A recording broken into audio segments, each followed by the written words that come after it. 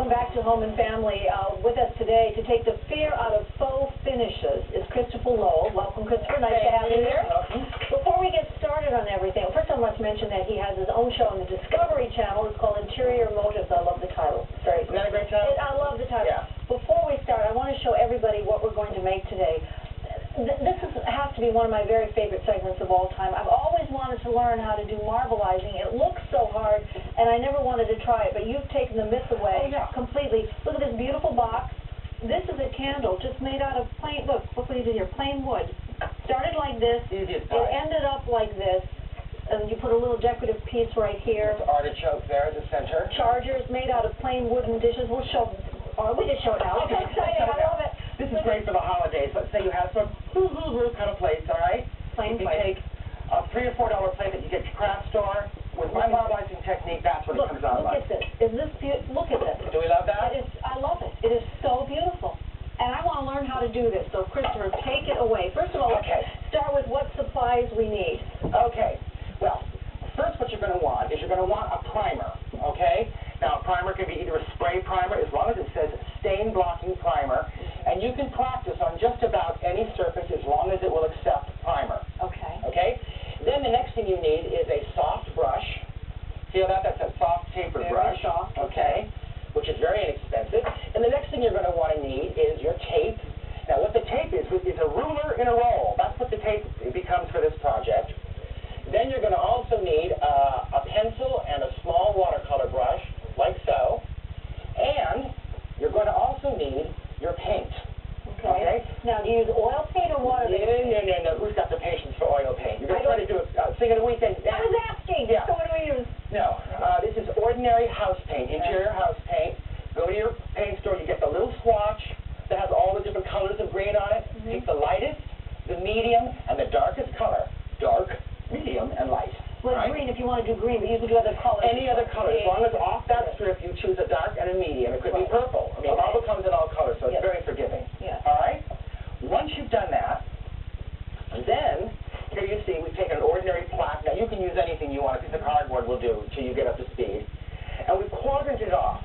This is kind of what we're shooting for here. Look at this. Yeah. This is wood. It looks like a beautiful piece of marble. Look at that. And you know why it looks like marble? Why? It isn't the veins. There's one little vein in here. It's the seams and the shifting of the grain from seam to seam that gives it the illusion of marble. I see. Okay? Wonderful. So in order for us to do that, we've taken that same plaque and we have quadrant it off into fours. That's going to be where our seams are. All right? Okay. And then we very quickly tape up a full square, rub it down real good where it fits that line. You'll tape here and here, and that's ready to go. All right. Okay. So now we're ready to go. And what do we do next? Well, we have the tape. We have the tape. Let's see the tape. Okay. All right. I'm going to watch this.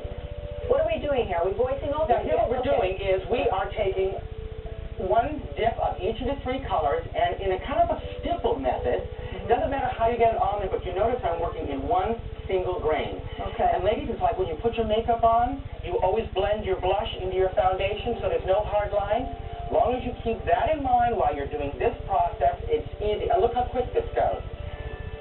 Now here you see me dipping again, just by eye. If you want a little more green, you get a little more darker green. If you want a little more light, you see the hard line, and then I pounce there, boom, okay?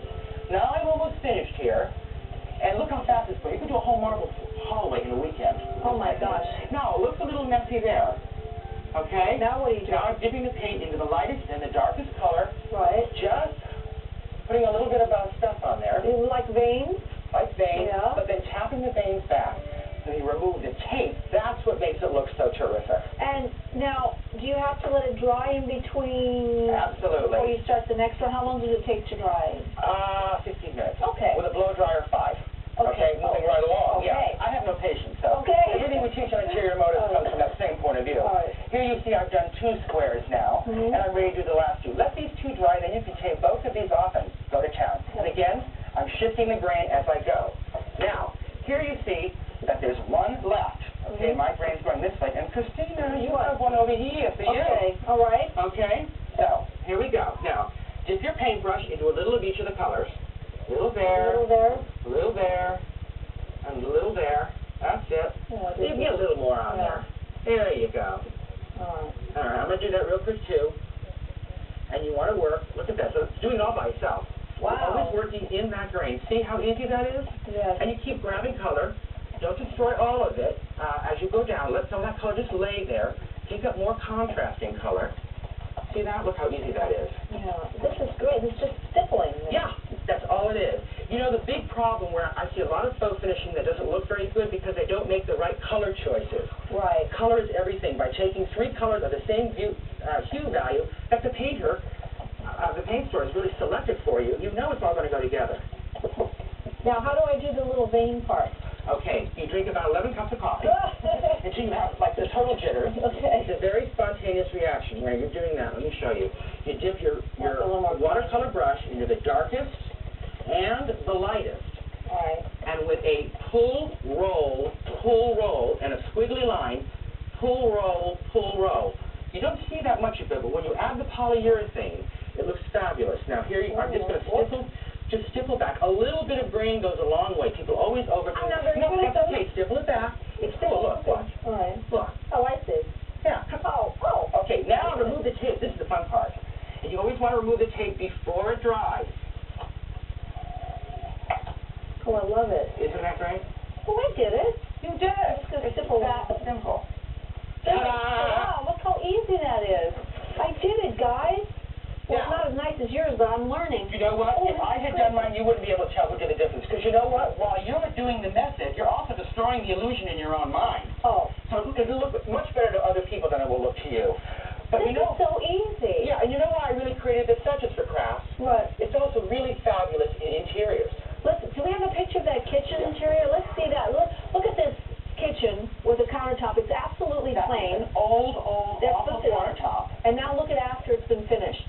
Look at that. It is magnificent. Isn't that great? And depending on how many coats of polyurethane, that is very durable. Look at this. Look at this one. Isn't it beautiful? Just by changing the color. Can we see that? And then here's another one, another one. This is wonderful. You've taken the myth out of fauxing. I love it. I can go home and do this now. Another project. Okay, when we come back, we're going to talk to Dr. J. Gordon. Thank you so much, Christopher. It was very nice to have you. I love this. Thank you. Great idea.